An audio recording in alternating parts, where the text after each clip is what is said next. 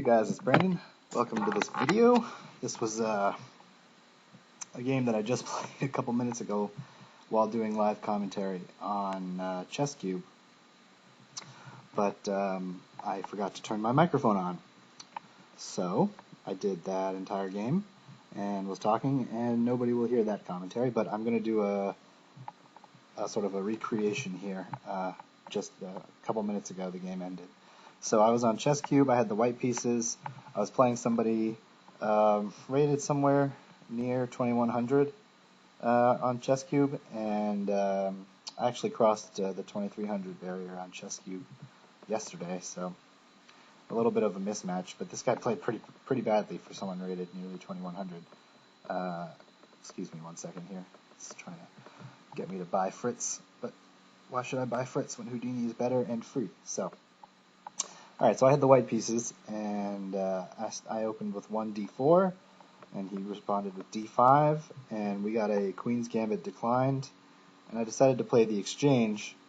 He played knight takes d5. This is already less than the best move, already a little strange because it allows e4, grabbing the pawn center with a tempo on the knight, and rather than exchanging the knight, he moved it to b6. Which I guess is okay. So I played knight f3, he played c6. This is just some development here, castles. And here I decided to go, sort of have to make a plan at this point because I'm pretty much fully developed. I decided to play with e5 and just grab some space and give up this d5 square, but my idea was to, when the knight came into d5, which it did, snap this knight off. And he recaptured with the c-pawn. I think it was probably better to recapture with the e-pawn, just to give this light square bishop some potential life down the road. If he did recapture with the e-pawn, I was planning to play h3, just to take away the g4 square from this bishop potentially, so it would really not have very many places to go. But as it was, he recaptured with the c-pawn, and this bishop now is sort of blocked in by the pawn chain and never really gets into the game. And I just thought this was okay. I have a space advantage, and it's a slight advantage, nothing huge, but something to work with. And he has a bad bishop, so I thought this was a good position for me. So I played rook c1, he played b6, queen d2, bishop b7. But okay, this bishop is just staring at this pawn, really. It's not really doing anything. So now I'm just trying to double rooks. He played this move a5. Questionable at best. Really weakening a lot of light squares in sort of his position, specifically the b5 square. And so I just continued doubling. And he played this move bishop b4. I guess this was the point of a5, to give the bishop the square on b4, but it's not really doing anything there. I just sidestepped this, and then what's the bishop really doing? Rook c8, and then I kicked the bishop back. He traded one pair of rooks. I should have captured with the queen here, just to take control of the c-file. Usually in these types of positions, so you capture with the queen here, so that a rook wouldn't be able to slide onto the c-file, but I recaptured with the rook here, because he can't really challenge me on the c-file right now because of the queen having to be the one to come here. He would have to play like queen e7 and then move the rook over, but as it was, he has to do something about the bishop, so he moved the bishop back. So I'm still now controlling the c-file, have some space advantage. He's got a stupid bishop and a weakness in his position. So I played bishop b5, and he played f6, which is really the only way to challenge my center, I guess. But after e takes f6, knight takes f6, of course this gives me this great outpost on e5 for my knight, which is why I think maybe gf or bishop takes f6 was probably better. I'm not really calculating it, but okay, knight takes f6, and now knight comes into e5. And he played bishop d6, just trying to challenge my knight. I didn't want to let him take the knight with the bishop, because, I don't know, I'll just make a move like h3 here. In the event that he takes this bishop, he gets immediate pressure on this pawn. I can't defend with this bishop this way because the rook is threatening it. So this bishop is sort of passive here, just sort of staring at this pawn. And if I don't, put it there, I try something like, I don't know, bishop d2, just to hope to keep it active. I thought that in the long run he may be able to play for a move like d4, if not d4 right away. Knight coming in here, d4, d3, this passed pawn, and in addition to having the passed d pawn, this bishop would then become open. So that's all the reason, the positional reasoning for not wanting to allow him to retake, have to retake with the bishop, the knight with the pawn. So instead of after bishop d6, I played bishop g5, so that in the event of bishop takes, I can retake with the queen, also pinning the knight. So he played h6, and I played bishop h4, and he played this move g5. This move was really, really weakening.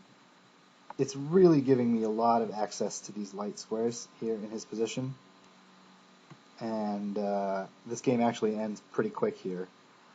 I played bishop g3, he took this knight, and after bishop takes e5, he played the move knight e4, which looks good. It gets the knight onto a nice position and puts pressure on the f-pawn. He's threatening rook takes f2. But now after queen h5, the game is pretty much over. Thanks to the c file and this great bishop on e5, I can swing a rook in here. Yeah, I mean, I don't even really know what he should do to try to defend this position. My threat is to play queen g6 check, and with this bishop, coordinating on this mate square here. I'm also threatening to take the pawn, and yeah, I don't even know if there's any defense in this position. There's no way really for the queen or the rook to guard in this position. So like rook f7 doesn't really work. Because of check, well, maybe it's okay. King here. I mean, have I got anything here? Check. King here. I mean, the rook comes in here. This all looks pretty gruesome.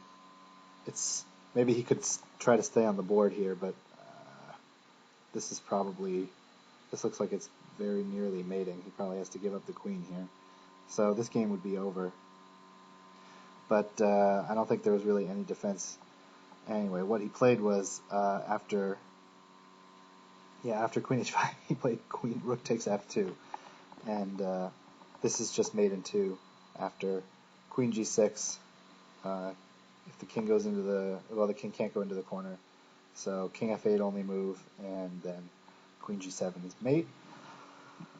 I could even have taken, I mean, this is just a rook sacrifice to begin with. Just, I realize I have no defense, and I'm just going to sack a rook. I could even take this rook and then mate with the queen here. So this was not much of a game. Black played a lot of strange moves, and actually, even before, in the following position here, I had the opportunity that I missed because, well, you're just not thinking about it at this point in the game, but there was an opportunity for the Greek gift here. After rook takes here, bishop takes check, king here, knight g4 check, and of course if the king moves back, then the queen comes into h4, and this will be mating. And yeah, just, that's a pretty classic Greek gift sacrifice, but I don't know, I just wasn't thinking about it. It's usually something you only get in the opening, but and usually when the bishop is not on e7, because if the bishop is on e7, it's covering this knight g5 stuff after the bishop sack. And so usually when you see the bishop come to e7, you just kind of forget about the Greek gift sack stuff. But then later on, he moved the bishop to b4, and that allowed for some Greek gift possibilities that I just wasn't thinking of, because I had already sort of put it out of my mind because the bishop had been developed originally to e7. So just a quick overview of the game. He gave up the center here early, and just developing here. I played for this e5 move, space gaining, and after knight takes d5, c takes d5, I think my position is pretty clearly better for me. It's not hugely winning at this point, but pretty clearly better. So, okay, rooks came to the c-file. His bishop is doing nothing. This move, a5, was weird. So doubling, and okay, bishop here. Now, after this move, I had the opportunity for the Greek gift, but of course I missed it, so I just decided to play on the light squares here. He gave me this nice post for the bishop putting pressure on the knight, so the queen can't move too freely. Okay, he played f6, trying to break down my center, and now the knight coming into e5. And after bishop d6, didn't want to have to retake with the pawn, so I moved the bishop out of the way. And now he's giving me all these very nice light squares to play with, and an awesome bishop on e6. Even if he had played this move, this bishop is so nice, I would probably even consider giving up this bishop for it here. You know, because this bishop is not only controlling the king side, but also giving me a penetration point on c7 with my rook. So if he had played some move like this, trying to get rid of this bishop, I would probably have even given up my light square bishop for that knight. But, okay, as it was, he played knight to e4, and after queen h5, there's pretty much no defense. The game is pretty much over here. But after rook takes f2, it's mate e2. So, wish I had gotten my live commentary in there, but this is a pretty close substitute. So, hope you guys enjoyed it, and we'll see you next time. Bye.